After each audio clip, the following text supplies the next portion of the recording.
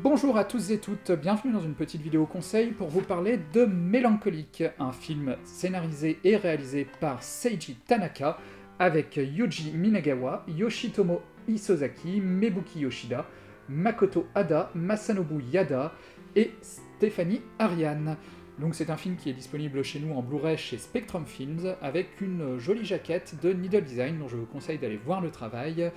C'est souvent très joli ce qu'il fait.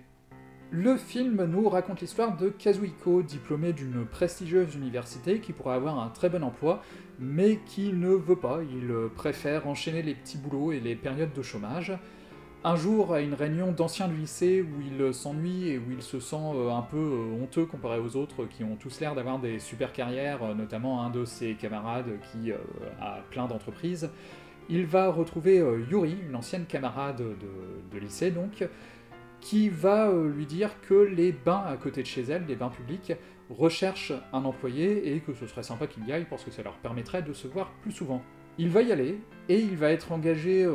quasiment directement, ainsi qu'un autre collègue qui a pas l'air pourtant particulièrement brillant, qui s'appelle Yoshitomo, et il va comprendre que s'il a été engagé aussi rapidement, et l'autre qui est encore plus branque que lui à première vue, c'est parce que les bains sont juste une couverture qui servent à des yakuza pendant les heures de fermeture pour amener leurs ennemis et pour les exécuter dans la salle de douche, qui est relativement simple à nettoyer, et il y a tout l'équipement, il y a tout le four qui sert à faire chauffer l'eau, qui permet aussi de faire disparaître les cadavres. Et donc il va s'impliquer de plus en plus dans l'élimination des corps et le nettoyage des scènes de crime, ainsi que son collègue Yoshitomo, qui lui semble beaucoup plus à l'aise que Kazuhiko face à ce milieu pourtant un peu particulier. Kazuhiko va en parallèle se rapprocher de Yuri, la camarade qui lui a obtenu ce boulot, et se mettre en couple avec elle. Il va s'impliquer de plus en plus dans ses activités annexes des bains, en ayant un sentiment ambigu. En même temps, ça le fascine de voir tout ce milieu-là, il a envie d'être reconnu, d'avoir la reconnaissance des autres pour ses activités annexes et pour le secret qu'il doit garder. Ça lui rapporte aussi pas mal d'argent, mais en même temps, il y a toujours une crainte qui reste pour le monde des Yakuza et pour les dangers qu'il représente.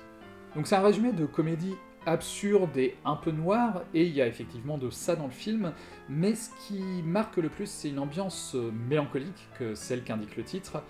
et un traitement assez sérieux des personnages derrière l'absurdité de la situation dans laquelle ils se retrouvent. En fait, tous les personnages adultes du film cherchent à s'installer dans la vie adulte, ils cherchent des repères, ils cherchent une forme de stabilité financière, une forme de reconnaissance également, et ça c'est traité avec beaucoup de tendresse et beaucoup de sérieux dans le film. Il y a une opposition qui se met en place dans le film à travers en fait cette histoire de Yakuza, c'est l'opposition entre la génération du héros, de son collègue et de sa petite amie, et de l'ancienne génération représentée par les Yakuza et par le patron des bains. Kazuhiko, comme je l'ai dit dans le résumé, il a fait des études brillantes, il pourrait s'élever dans la hiérarchie sociale, seulement il en a pas envie, il se retrouve pas là-dedans, il a pas envie d'avoir des grosses responsabilités, de travailler pour une entreprise dans quelque chose de bien rangé comme semble le faire son père,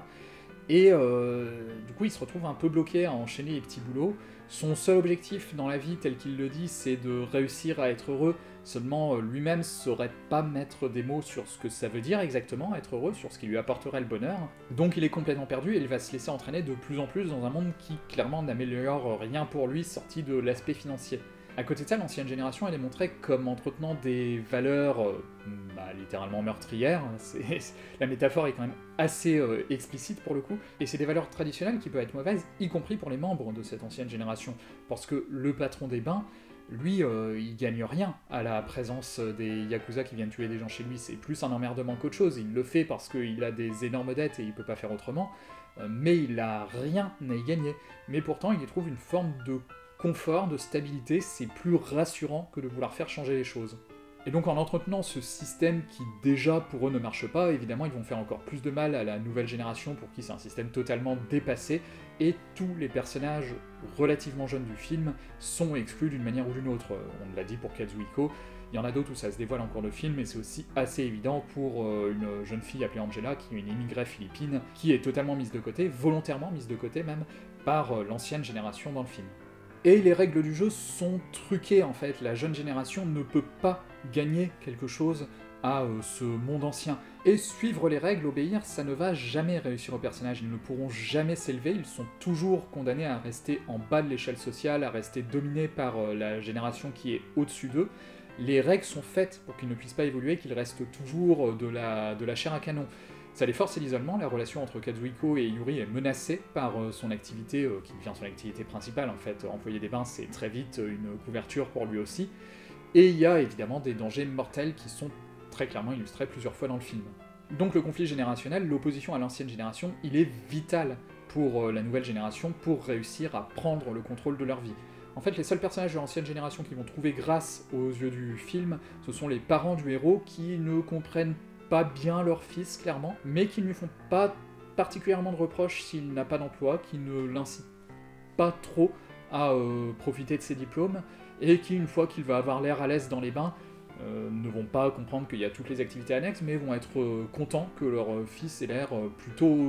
heureux. Donc ils le comprennent pas, mais c'est des personnages qui sont pas montrés comme négatifs, et même comme franchement bienveillants au final. Le film encourage à renouer le contact, à essayer de leur faire comprendre,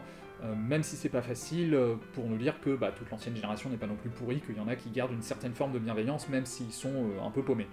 Donc j'aime bien ce message, et j'aime bien aussi le fait que le film ne soit pas une défense de l'ambition professionnelle à tout prix, de la volonté de réussir à devenir un grand chef d'entreprise qui domine tout le monde. Il incite clairement pas à ça, et c'est plutôt plaisant, plutôt rafraîchissant en fait. Face à un monde qui encourage à l'entrepreneuriat à tout prix, peu importe le domaine, tant que ça rapporte de l'argent, quel que soit ce que ça nous coûte à nous personnellement, et quel que soit ce que ça coûte aux autres qui seront sous notre botte, je trouve ça assez rafraîchissant et assez apaisant comme message. Et rien que pour ça, ça fait plaisir de voir un film de passage à l'âge adulte aussi bienveillant, aussi réussi dans son ambiance, plutôt unique, mais plutôt posé,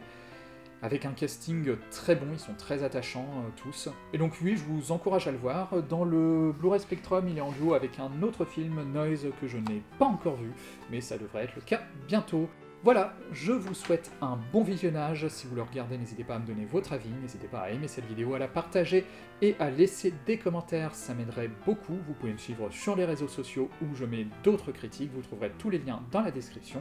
Et je vous dis, j'espère, à très bientôt.